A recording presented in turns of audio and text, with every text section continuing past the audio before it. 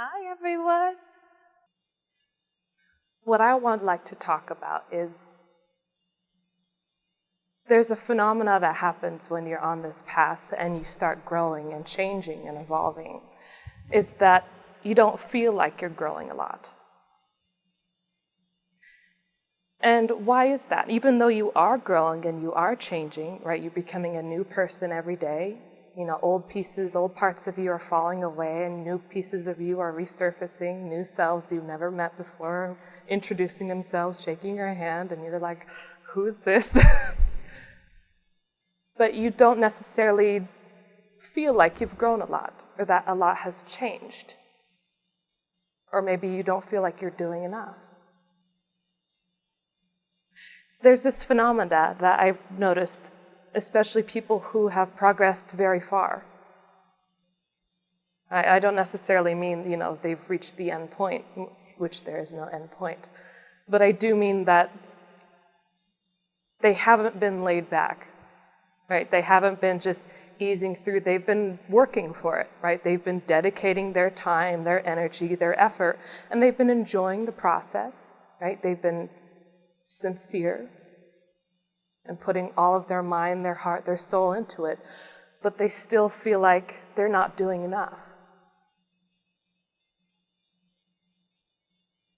Now, why is that? A lot of people who aren't doing enough, sometimes they feel like, I can't possibly do more, like I don't have enough time in the day, But the people who are sincerely making an effort and have transformed greatly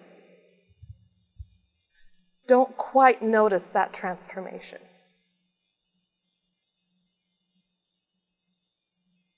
And the reason behind that is because of humility. I don't mean fake humility, where you believe you're great but you talk yourself down.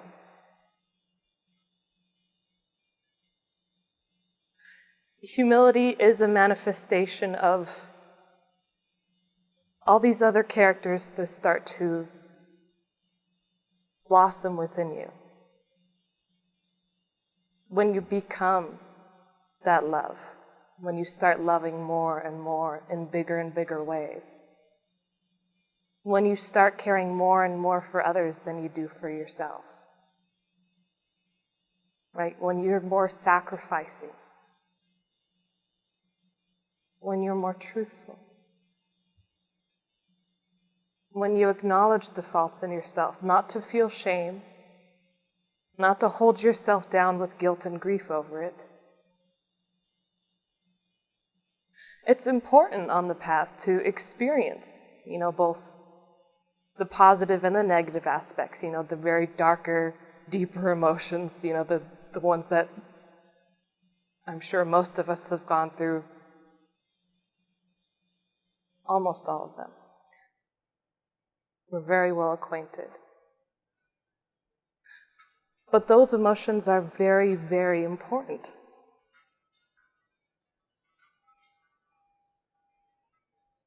Because they add value to the more beautiful and higher emotions. They add more value to higher experiences. They add more awe and grandeur.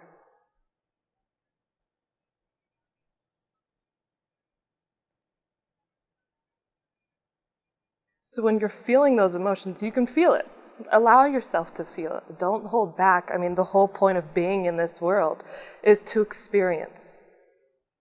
What adds value to the most beautiful moments is that you are miserable and you're void of those beautiful moments before. It's a method of comparison. You are aware of what it was like to be miserable, so you are also aware of how great it is not to be miserable.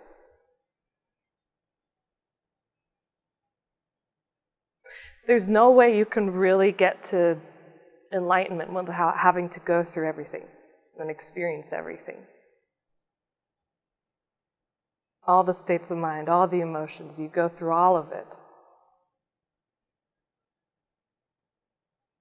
You have to.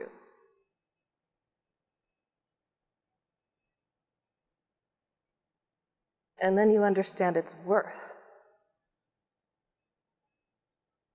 its value, how important it is, and also how unimportant it is.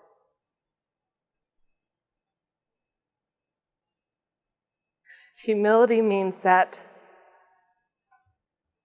you've gotten past the point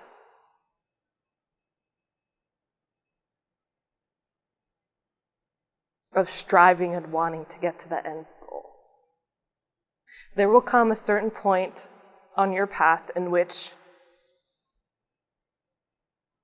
you want God with a fiery passion, and that's all you want. Nothing else will satisfy you. There's nothing else that can make you happy until you're enlightened. And you push and you push. But then you lose the whole enjoyment of the process of life.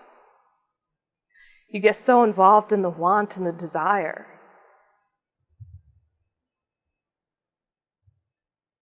When they say you can't have any attachments, you can't have any desires, and the desires cease to exist when you're enlightened, that even means your desire for enlightenment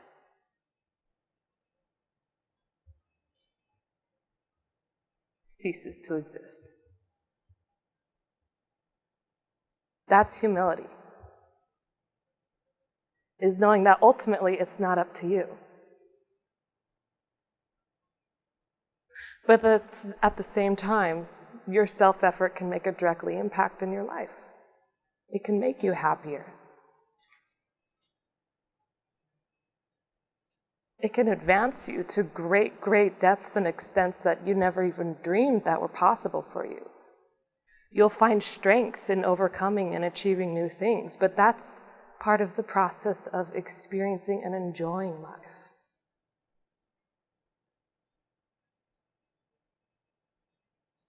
Whatever your ultimate purpose is, that's different.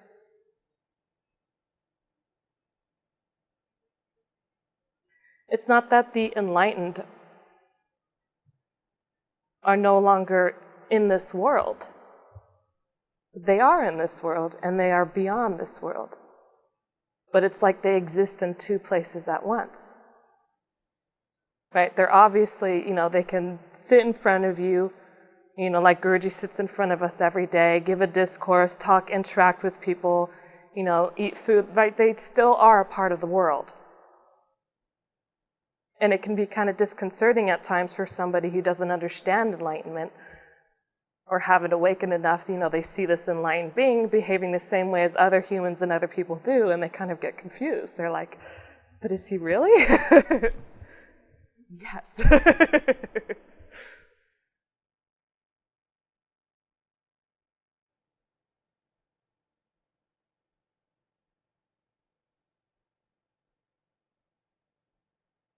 But what happens is in every moment, in every person, in all things, in all experiences,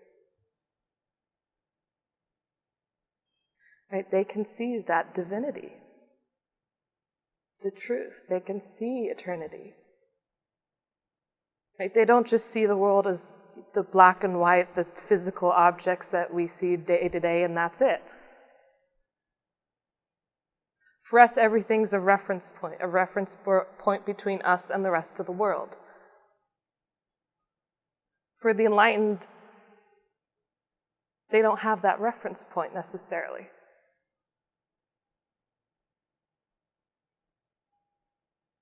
Just enough so that they know how to drive a car, that they can grocery shop, that they can eat food, right? The basic necessities for survival, but they don't see things the same way that you and I see things necessarily, that you and I have.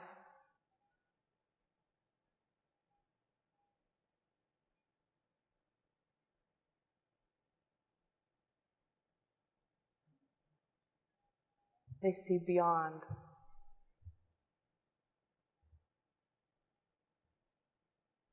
But as you're going through this journey,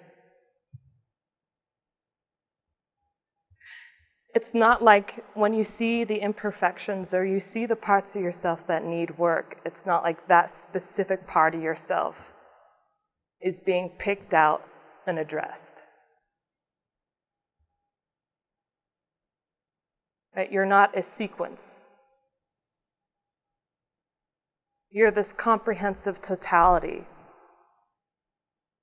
And your essence is divine, but you're this whole. So to pick out one piece of something means that the entirety of yourself needs to be rearranged. All of what you are changes. Right? If you're working on being less selfish, it's not just that selfish part of you is sanded away, it becomes less and less, or just that single part is transformed.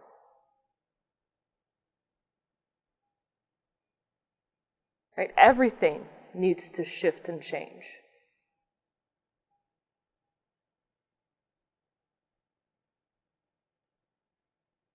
It's going to shift and change how you view yourself and how you view the entirety of the world.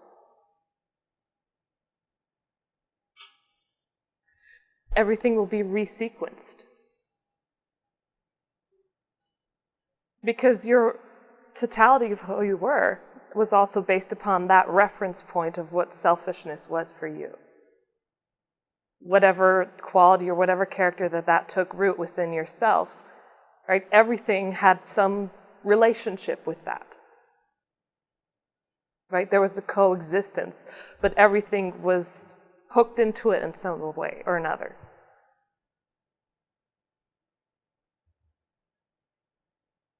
And maybe your understanding of selfishness would be different from another person's understanding of selfishness. So, as that part of you changes, everything changes. So what happens is, as you start becoming more and more integrated, as you start having smaller and smaller awakenings until you get to the bigger and bigger awakenings,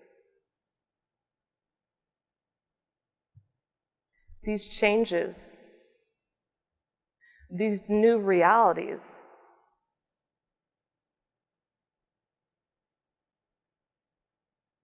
they integrate completely with who you are, so it's not like you can really see it.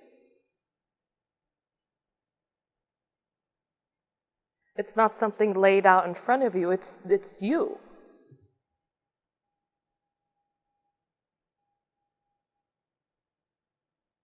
Right? If you change your hair color, unless you're not looking at it in a mirror every day, it's not really something that you take note of all the time, because it's you.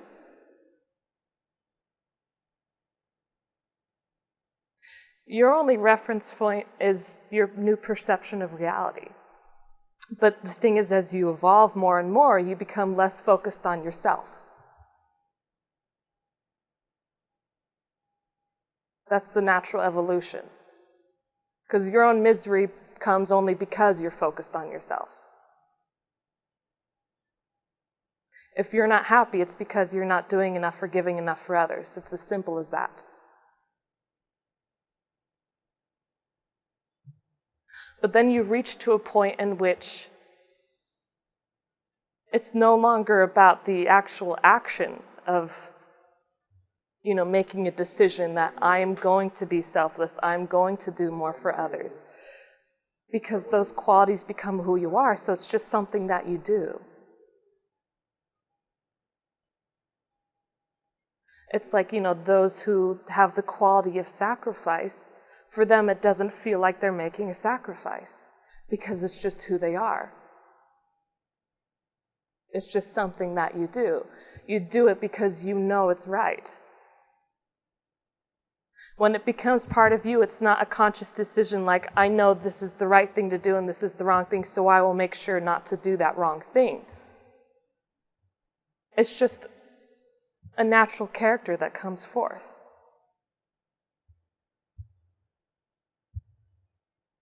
It just feels right.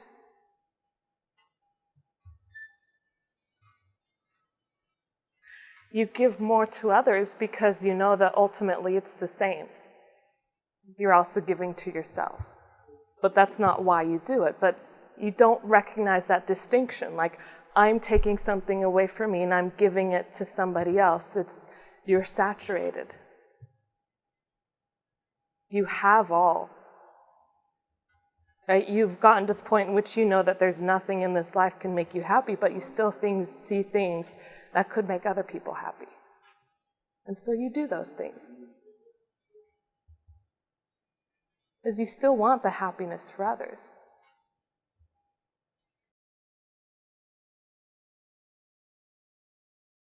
But a lot of people might not notice that growth because it becomes so undistinguishable from their own soul, their own essence.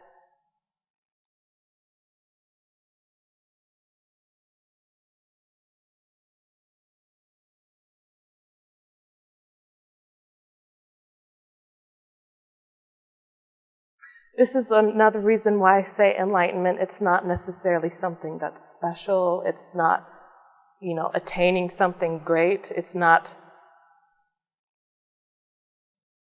but it's way beyond what you think. Right? How humanity lives now,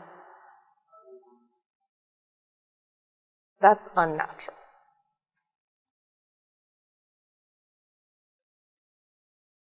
Enlightenment is returning to your natural state. It's becoming your essence. It's becoming reality. You're merging with that, so you're giving away yourself.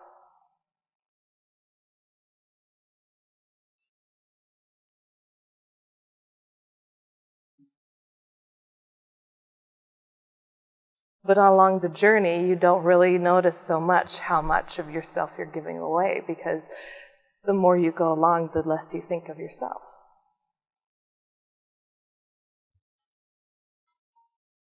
And so eventually you reach a point in which it's not about what you want, because you're so absorbed in God and eternity that whether enlightenment happens or not, it doesn't matter.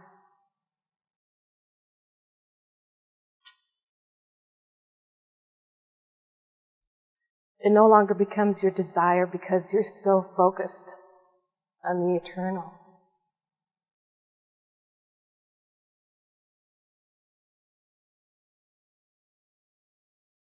You've given yourself completely to God.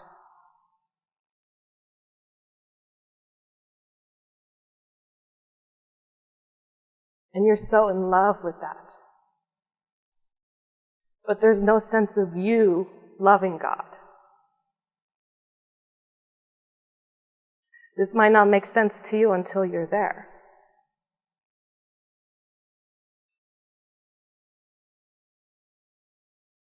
But there's no sense of I'm loving God. It's just love. It's not even a state of being. It's beyond that.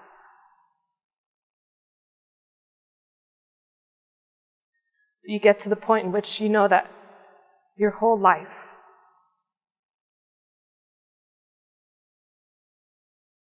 everything, you trust God.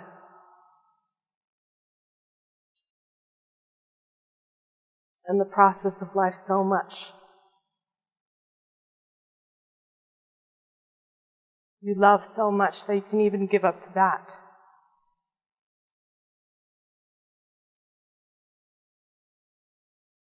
Ironically, it's only then when you're really ready to be enlightened.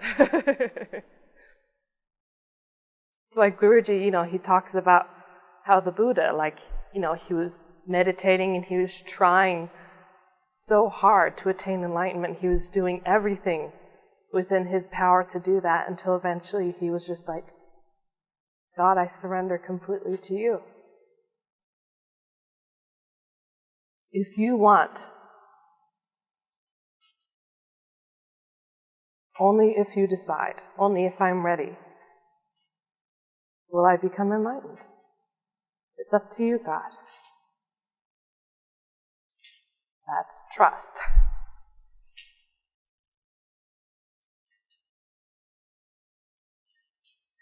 Because when you're so focused on your own enlightenment, you're still focused on yourself. Even if it seems like it's the highest reason, like there's no greater purpose, that is the greatest thing you can do with your life. You have to know that the process of life, everything will happen as you need it to happen. Enlightenment will come to you when you're ready. A teacher will come to you when you're ready. Everything will happen when you need it to happen. Because everything is God. That's humility. Waiting and trusting. Guruji has talked about before how what is a blessing? What is a miracle in a person's life? And you know, what is misery? The complete opposite, that according to us is misery anyway. And he's like, when things go according to your own expectations, right, your reference point, who you are, when things go accordingly, when you get what you want, then it's a blessing. Then it's a miracle. Then it's something extraordinary and great, and you're like, wow, I see God everywhere. There's beauty and light in the world. Oh my God, how great this is. But then when things don't go how you want, or how you expected it to go, and trust me, life is not going to go how you expect it to go, then you're miserable. Yeah. And the light goes away.